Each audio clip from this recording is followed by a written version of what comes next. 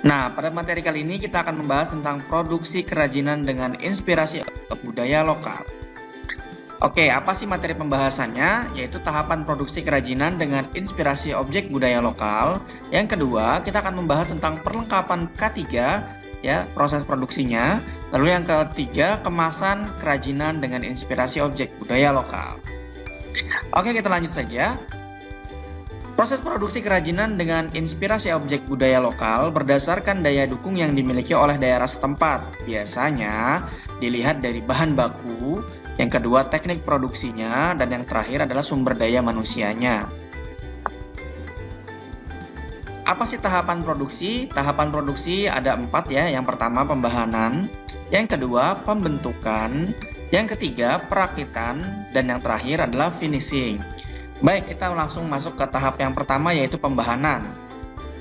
Nah, dalam tahap pembahanan adalah tahapan yang dilakukan untuk mempersiapkan bahan baku agar siap produksi, ya, agar siap diproduksi. Nah, bahan yang digunakan dalam pembuatan kerajinan sangat beragam. Pada limbah berbahan alami, proses pembahanan penting untuk menghasilkan produk yang awet, tidak mudah rusak karena faktor cuaca dan mikroorganisme. Nah, seperti yang terlihat di gambar di samping, adalah salah satu bahan yang terbuat dari batok kelapa, di mana batok kelapa tersebut sudah dijemur atau dikeringkan, ya, di terik matahari sehingga tidak basah dan tidak lembab. Jadi tidak akan muncul mikroorganisme yang membuat batok kelapa tersebut mudah retak atau jamuran. Nah, dilihat hasilnya pun seperti yang ada di gambar di sebelah kiri bawah. Baik, tahap kedua adalah tahap pembentukan. Nah, tahap pembentukan bahan baku bergantung pada jenis materialnya, bentuk dasar material, dan bentuk produk yang akan dibuat. Material kertas dibentuk dengan cara dilipat, kayu, bambu, dan rotan lainnya dapat dibentuk dengan cara dipotong atau dipahat. Nah, pemotongan bahan dibuat sesuai dengan bentuk yang direncanakan. Pembentukan besi dan rotan, selain dengan pemotongan, dapat juga dilakukan dengan teknik pembengkokan. Besi juga dapat dilakukan dengan teknik las. Nah, jadi sebelah kiri kita sudah kita lihat ada rotan, ada bambu, ada besi, dan semua dilakukan dengan proses pembentukan, ya, baik itu dipahat, dipotong, maupun dibengkokkan seperti besi dan rotan yang dibengkokkan juga. Baik, kita masuk ke tahap yang ketiga, yaitu tahap perakitan. Nah, tahap perakitan bahan baku dapat dilakukan setelah proses pemotongan, pemahatan, atau pembentukan bahan telah selesai dilakukan. Jadi perakitan bahan baku dapat dilakukan dengan berbagai macam cara, ya, sesuai dengan ide dari perancangan produksi tersebut. Nah, dalam proses perakitan kita dapat menggunakan bahan tambahan nih, seperti lem, tali, tambang, dan lain-lain, ya guys. Jadi bisa menambah supaya kekuatan dari produk yang kita buat itu lebih kokoh, ya, jadi lebih kuat, misalkan tidak mudah copot atau tidak mudah sobek, ya. Oke, baik, kita langsung dalam tahap yang terakhir, yaitu tahap finishing. Nah, dalam tahap finishing dilakukan sebagai tahapan terakhir nih teman-teman, sebelum produk tersebut dimasukkan ke dalam kemasan. Nah, finishing dapat berupa penghalusan dan pelapisan permukaan. Penghalusan yang dilakukan diantaranya penghalusan permukaan kayu dengan amplas, atau menghilangkan lem-lem yang tersisa pada permukaan produk.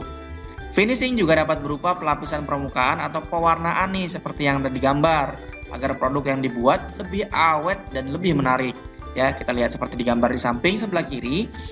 Nah, di situ ada penyemprotan, ada pelapisan permukaan, ya, di bambu atau di kayu juga kita bisa diamplas supaya lebih halus dan tidak kasar, dan tentunya akan terlihat lebih menarik, ya, sebelum dikemas nanti. Nah, dalam proses produksi tentunya juga kita harus melakukan K3, ya, atau keselamatan dan kesehatan kerja, agar tentunya produksi yang dilakukan bisa berjalan dengan lancar. Kelancaran produksi juga ditentukan oleh cara kerja yang memperhatikan K3, kesehatan dan keselamatan kerja. Upaya menjaga kesehatan dan keselamatan kerja bergantung pada bahan, alat, dan proses produksi yang digunakan pada proses produksi. Proses pembahanan dan pembentukan material solid seringkali menghasilkan sisa potongan atau debu yang dapat melukai bagian tubuh pekerjanya. Maka dibutuhkan alat keselamatan kerja berupa kacamata dan masker tentunya.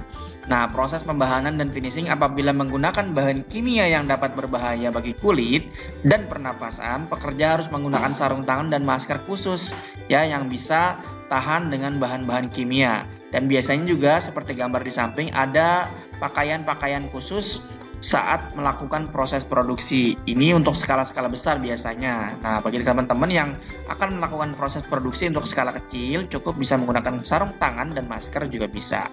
Ataupun dengan kacamata pelindung.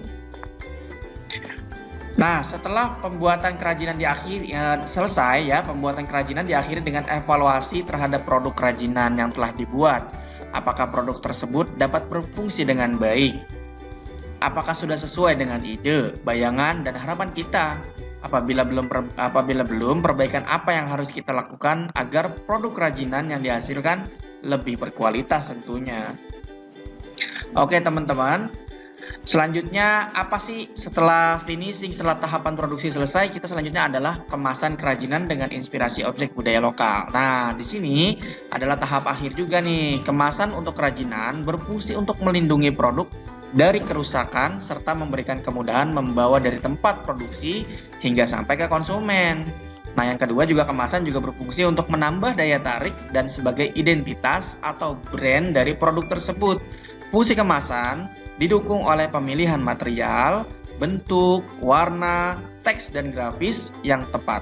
Nah, material yang digunakan untuk kemasan beragam nih, bergantung pada produk yang akan dikemas. Seperti contoh pada gambar di samping, ada ukiran ya, ada topeng ya dengan dibungkus juga dengan kayu, ada juga wayang kulit ya, di packing atau dikemas dengan yang menarik juga supaya tampilannya juga bisa lebih menarik dan juga sebagai brand atau identitasnya. Baik teman-teman, itu adalah materi dari produksi kerajinan dengan inspirasi objek budaya lokal. Nah, jadi kita sudah memahami ya bagaimana tahapan produksi tadi, ada 4 ya, tadi sudah dibahas. Dan yang kedua juga kita sudah membahas tentang perlengkapan K3-nya ya, keselamatan dan kesehatan kerja saat proses produksi. Dan yang terakhir tadi kita sudah membahas tentang kemasan kerajinan dengan inspirasi objek budaya lokal. Baik teman-teman, cukup sekian materi saya pada kali ini. Bagi teman-teman yang kebingungan atau masih belum jelas, silakan komen di kolom komentar. Jika kalian suka dengan video ini, silakan like video ini agar saya tetap semangat untuk upload video-video pembelajaran. Dan jangan lupa di subscribe dari channel saya agar channel saya terus berkembang dan bermanfaat untuk yang lain. Terima kasih, kurang lebihnya saya mohon maaf. Assalamualaikum warahmatullahi wabarakatuh. Salam kreatif.